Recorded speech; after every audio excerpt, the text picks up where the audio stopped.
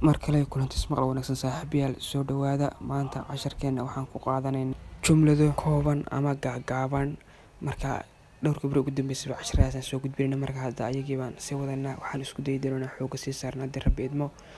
aan wada socono saaxiibayaal haddana casharkeena sii gudbinaynaa sindomes protases short sentence jumlada gaagaaban after what is it waa maxay waxaan ama waa maxay waxaani thelo ena bucalinero I want a bottle of water waxaan rabaa dhala biyo ah haddii ay noqoto amaad u baahatid inaad dukaan aad ka iibsatid biyo kelmadan baad u isticmaali kadhaa butheletena where do you want to go xagee rabtaa inaad aado ama xagee doonaysaa inaad aado thelo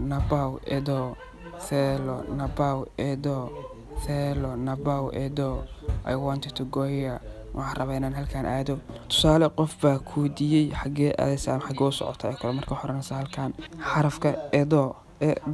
waxay ka dhigantaa halkaan waa afgariig ahaan pisaqno after tomeros I'm looking for this place waxaan raadinayay meeshaan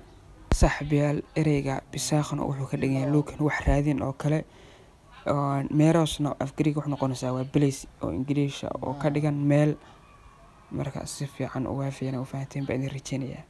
casharkeena maanta saaxiibayaal intaasuu ku egyahay waan waxaa Yuusufa waxaa idin leeyahay marna guusha ka rajo dhiganina like subscribe inaan ugu saacidaan baan idinka rajeynayaa waxaan idinkaga tegay salaanta salaamka assalaamu calaykum waraxmatullaahi tacaala wabarakaatuh